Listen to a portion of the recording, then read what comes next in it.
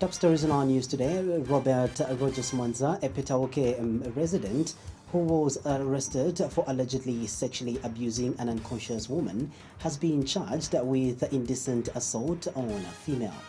The opposition ADD president, Charles Middleby, says a GDP growth rate of 4% is too minimal for a country like Zambia that has vast resources. And now the news in detail. Rogers Mwanza, a Petauke resident who was arrested for allegedly sexually abusing an unconscious woman, has been charged with the offense of indecent assault on the female. The offense is contrary to Section 137 of the Penal Code, Chapter 87 of the laws of Zambia. Zambia Police spokesperson Esther Katongo says that the police in Petauke have also charged Mr. Mwanza, 28, with production and circulation of obscene material, contrary to Section 177A of the Penal Code. In a statement, Ms. Katongo says Mr. Mwanza is scheduled to appear in court soon. And Ms. Katongo has disclosed that the police in Western Province are looking for a man in connection with the poisoning of 6 people, 3 of whom died while 3 others were hospitalized. Ms. Katongo says Nyambe Lienda, a daily classified employee at Nyingo Rural Health Center in Katoya village of Kalabo district, is suspected to have administered a drug to the 6 victims, who are all females. She states that the suspect is reported to have administered the said drug on the 8th of September 2018, last week, at about 14 hours, on pretext that the medicine was able to cure all diseases. Ms. Katongo states that the 3 of the 6 victims identified as Nosiko Biamba, Namushi Nyambe, and Siveso Biamba, however, died on the same day. She says that the other 3, whose names are Namakau Nyambe, 66, Namawa Kalumbo, 52, Rioya Nyambe, 51, are still hospitalized at Kalabo District Hospital. Ms. Katongo notes that the drug administered to the victims has not yet been ascertained, but that the police has launched a manhunt for the suspect, who is believed to be on the run. Meanwhile, Ms. Katongo says that the police in Western Province over the weekend recovered 3 AK-47 rifles from 3 suspected assassins, commonly known as carabines, who were apprehended.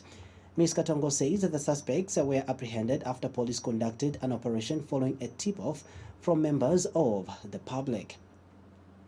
She states that the assassins in questions are the ones who are also believed to be behind murders involving people suspected of practicing witchcraft in the area. The opposition ADD president, Charles Melupi, says a GDP growth rate of 4% is too minimum for a country like Zambia that has vast resources. In its 2019 to 2021 medium-term expenditure framework green paper, government wants to attain a GDP growth rate of 4% and sustain inflation within the range of 6 to 8%. But Mr. Melupi thinks that such figures are only an indication that there is already an anomaly, as it implies that there will be no growth at all in the Zambian economy during this period. In an interview with QTV News, Mr. Melupi has argued that having a growth rate of 4% and inflation of 6% against a population growth of 3% entails that an income is slowing down. Mr. Melupi says that this also means that the GDP growth rate of 4%, which government intends to attain in the 2019 to 2021 MTEF, will not trickle down to the lowest levels of the Zambian population. He states that what the 2019 to 2021 MTEF figures are in this case indicating is that poverty in Zambia will get worse because the inability for people to look after themselves at household level will definitely increase. Mr. Melupi says that Zambia therefore needs a very serious economic management team in order for it to aim for a much higher GDP growth rate and use its resources more effectively. He says a country like Zambia that has vast resources should aim for a GDP growth rate of double the digits. Shows that there's an anomaly. You grow the economy by 4% and then you hope to keep inflation to within 6%. Even if that were true, it means you are not actually growing the economy. Because inflation means your economy is deteriorating by 6%. You are hoping to grow it by 4%, which means you are going down by 2%. You're not growing at all. In addition, if you put a population growth, which is 3%, it means your economy is slowing down. The GDP is slowing down by a factor of 5%. Those figures for a poor country with vast resources are absolutely minuscule compared to what can be achieved. You see, China got to where they are by growing their GDP in those days when they were still growing fast to the extent of 15%. It can be done, but you need determined people to ensure that that is implemented. A 4% GDP growth will not. And Mr. Milupi says he expects President Edgar Chagwa Lungu to be honest with the Zambian people over the country's date position as he opens Parliament this Friday. Mr. Milupi thinks that this is what will enable President Edgar Lungu and his government to gain the sympathy and support of the people in regenerating the country's economy. The first level on the economic front is we want honest answers. It will pay this president to go into parliament and say, countrymen and women, there is a crisis, there's an economic crisis in Zambia.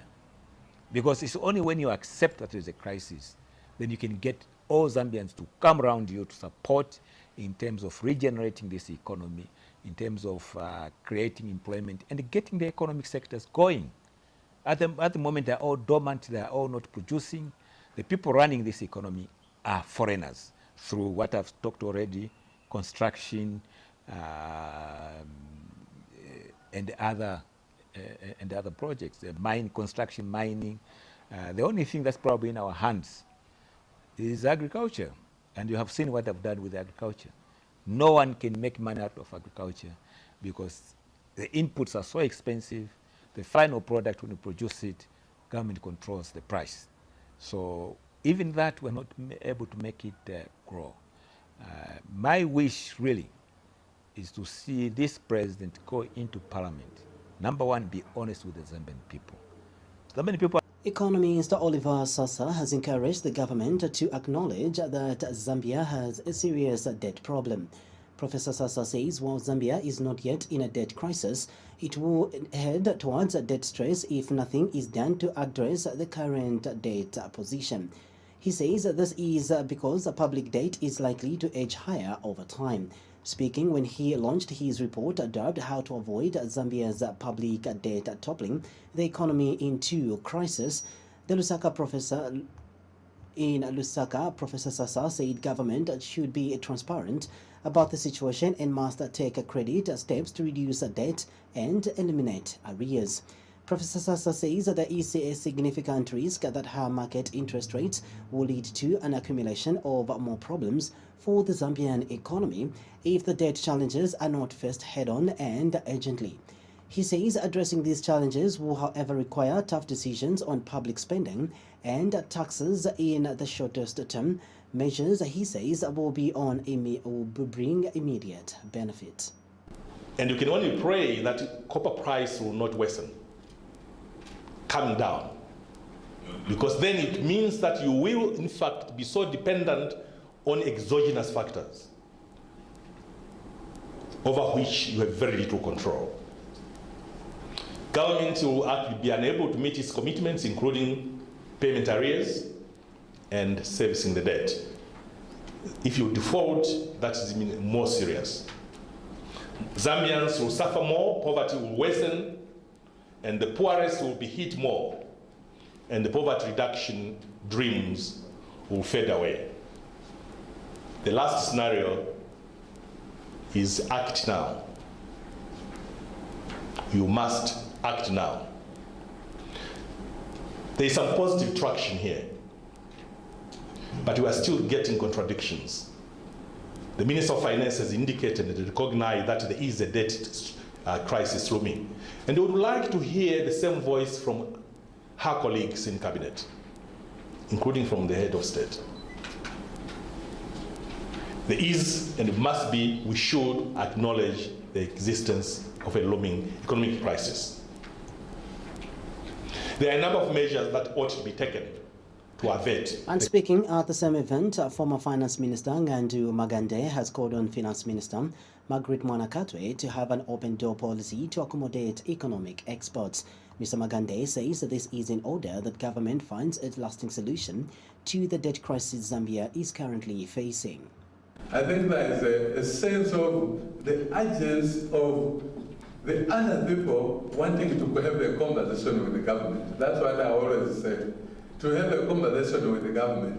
And perhaps since this is the first public meeting I'm having since I left, which is about 10 years ago or so, I want to plead that my colleagues who are there now in the position that some of us already occupied, they should open their doors and open their hearts so that the other people can try to find solutions for what Zambia is going through at the moment.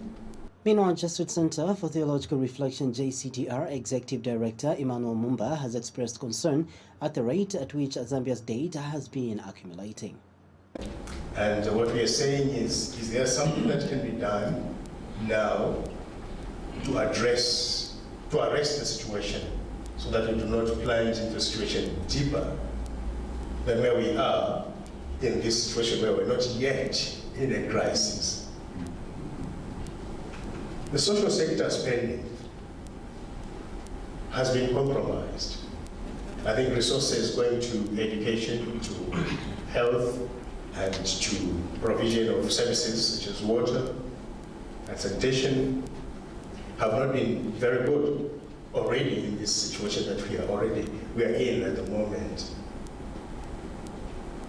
The World Bank, in its 2016 economic review, notes that education spending as a proportion of the budget has increased from 15.3 in 2016 to 20.5 in 2013.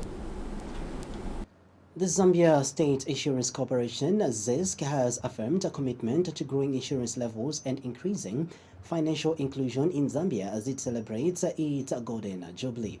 Speaking during the launch of the ZISC Jubilee Week in Lusaka at a media briefing, ZISC Life Managing Director Christabel Banda says it is disheartening to note that only 2.8% of Zambian adults have an insurance policy, according to the 2015 FinCorp survey. Mrs. Banda says the insurance company will work with the regulator of the insurance sector, the FIA, the PIA, and all stakeholders in the third sector to ensure that the 10% insurance overreach by 2022 is attained. Meanwhile, Mrs. Banda has announced that ZISC recorded 97 million kwacha in premiums as at June 2018, registering a growth of 23% as compared to the same period last year. She has since stated that the company is making stride in ensuring that the customer experience is enhanced. As ZISC Life, we are committed to ensuring that we help in playing our role to increase financial inclusion in the country. It is disheartening to note that only 2.8% of Zambian adults have an insurance policy. This came out in the 2015 FinCorp survey. So ZISC Life, together with other stakeholders, will be working towards ensuring that we increase the uptake of insurance.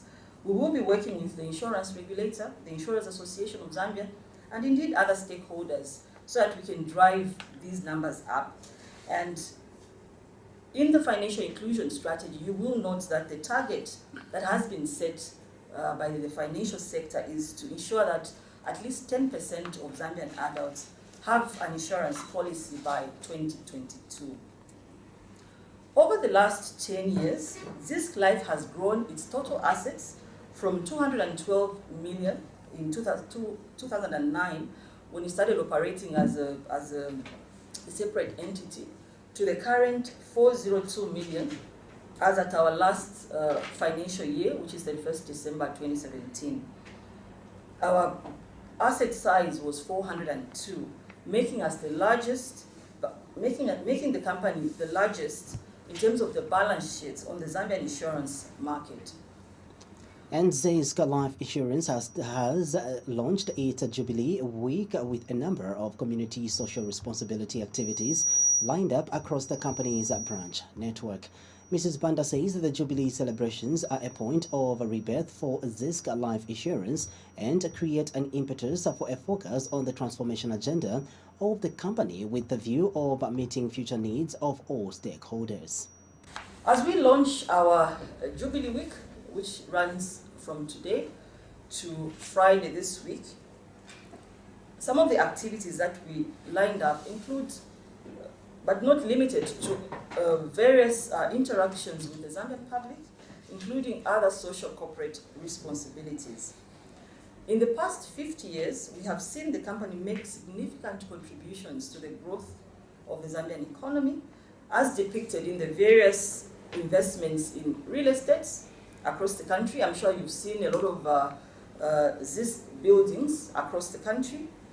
And there's a lot of investment that we do as well in the capital markets and in the money markets as this. Current government statistics show that at least 300 children under the age of 16 years are killed on the road every year in Zambia. Transport and Communications Permanent Secretary Mishek Lungu says another 1,500 children are injured, mostly as they travel to and from school. Speaking during the pedestrian safety campaign in Lusaka, Mr. Lungu said the government is worried at the increasing number of pedestrians who are getting injured and killed on the Zambian road. Martha Katambi attended the event and brought us this report. The capacity to respond to pedestrian safety is an important component of efforts to prevent road traffic injuries. According to statistics, 900 pedestrians are killed in traffic accidents on the road each year. This is why the Zambia Road Safety Trust, ZRST, in partnership with Road Transport and Safety Agency, RATSA, have conducted pedestrian safety awareness in Lusaka. The event has been supported by Puma Energy. Transport and Communication Permanent Secretary Mishek Lungu was guest of honor. We have a lot of work to do. The mindset is a key challenge that we have seen on our road users, the drivers, and the challenge also goes to our pedestrians. They cross anywhere. We have provided pedestrian crossings, which we need motorists to respect. And it is from that angle that I was looking at to say, do we want to see pedestrian crossings to be rolled out with cameras? For me, that's a definite yes answer. The councillor has also called for putting up humps. Let's put rumble strips to ensure that we warn motorists where our pedestrians are. I can see the signage has been done, but there's very, very, very little regard of the signage. It means there's something somewhere which we need to work on, the culture, the mindset.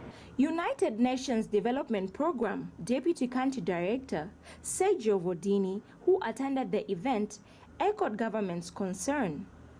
Give really pedestrians the priority that they deserve.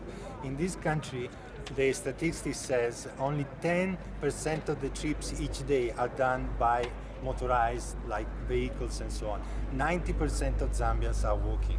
And even if we think of any solution for public transport or anything, you need to protect the pedestrians on proper walkways. We have seen here the walkway exists, but I think we have all learned that, you still need to finish the work. And Puma chairman Jacob Sikazwe emphasized the need for other stakeholders to work together with government to help reduce them. Road accidents in the country are quite rising continuously, and there is need for all of us as stakeholders to work together. When you see UNDP coming along with us here, it means it's a serious issue. Much has been said by our Permanent Secretary about the mindset. We can only change if we change our mindset. Roads are being constructed, signs are being put on the roads. But if we don't change our mindset, we will not see those, we will not follow those.